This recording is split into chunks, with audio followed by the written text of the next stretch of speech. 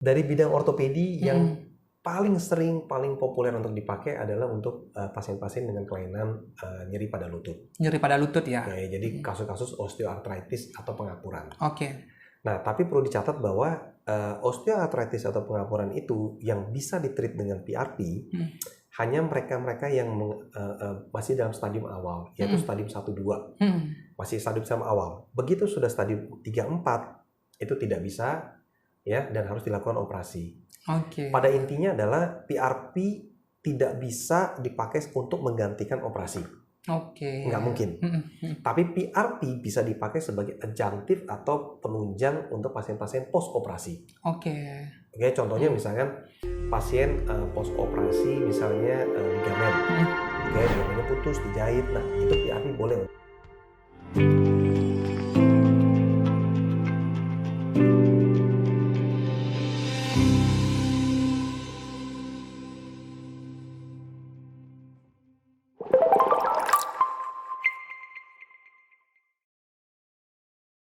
Halo sahabat Indayana, welcome back to podcast sahabat Indayana. Masih seputar PRP, tapi PRP kali ini membahas tentang amankah PRP ini digunakan untuk pasien dan apa saja efek sampingnya akan kita bahas dan kupas tuntas di podcast kali ini.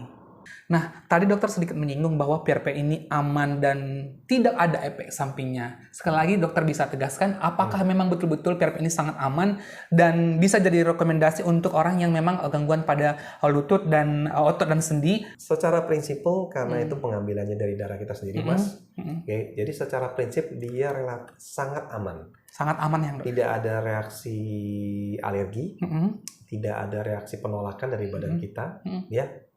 Ya, seperti kita tahu bahwa kalau kita memberikan obat, seringkali kadang-kadang masih ada reaksi alergi kan? Betul sekali. Ada reaksi penolakan dan sebagainya. Nah, PRP ini sama sekali tidak ada, betul-betul aman sekali.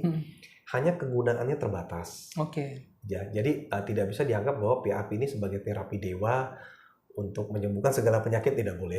Oke. Kemampuan dia pun terbatas. Terbatas ya dokter ya. Nah, Oke. Nah yang berikutnya adalah berapa kali dokter orang bisa melakukan PRP ini? Apakah ada dia jangka waktunya atau dia ada per treatment berapa kali dalam sebulan? Mungkin bisa di-share atau berdasarkan kebutuhan yang dialami. Oke. Itu namanya regime.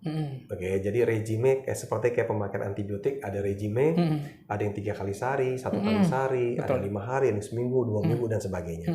Nah, regime pemakaian PRP itu protokolnya beraneka ragam, Oke. Mas. Tapi yang lazim digunakan, lazim ya, secara lazim digunakan dan paling banyak alirannya itu ada aliran yang kita pakai berdasarkan dari Spanyol. Betul. Nah, di Spanyol itu menggunakan dari Profesor Ramon juga itu menggunakan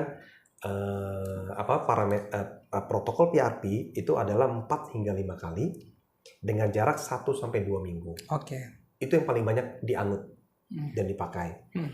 Nah, tapi juga ada yang menggunakan misalnya gini, saya fine-fine aja nih, dok, nggak ada keluhan apa-apa. Tapi saya sudah treatment PRP nih, dan hasilnya bagus, saya cukup senang. Nah, setiap 6 bulan sekali saya mau melakukan PRP, 1 kali. 6 bulan sekali saya ulang terus. Itu dibolehkan, tidak apa-apa. Oke. Jadi pemakaian PRP sendiri sebenarnya protokolnya sangat fleksibel. Gitu loh, Mas. Oke. Cuma yang lazim dipakai adalah serial injection 4 hingga 5 kali dengan jarak 1 sampai 2 minggu. Oke, luar biasa. Yang paling lazim. Oke, satu lagi mungkin dok sebelum kita kesimpulan adalah banyaknya orang yang menderita osteoartritis ini dan cari informasi dan mempertanyakan kita apakah efektif PRP ini sebagai solusi untuk mengobati osteoartritis dan seberapa efektifkah dia mengurangi gejala manifestasi klinis pada saat udah mengalami atau menjalani proses treatment ini. Boleh di-share ya dok? Secara prinsip harus diingat bahwa PRP tidak bisa menggantikan operasi. PRP tidak bisa menggantikan terapi obat-obatan yang lain. Oke, itu harus diingat baik-baik. Jadi jangan dianggap bahwa PRP menggantikan ini dua, tidak bisa. Tetap ya dokter ya. Ya, semua mempunyai porsinya masing-masing. Oke. Nah, seberapa efektif tergantung dari multifaktor. Usia pasien berpengaruh.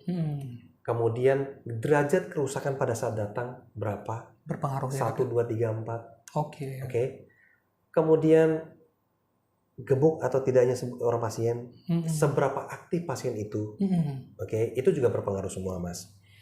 Nah, Tapi secara gambaran umumnya, terapi PRP yang ideal itu memberikan hasil bisa mencapai 80-85% dengan outcome yang cukup baik. Wah, 80 udah termasuk sangat bagus sih ya dokter ya.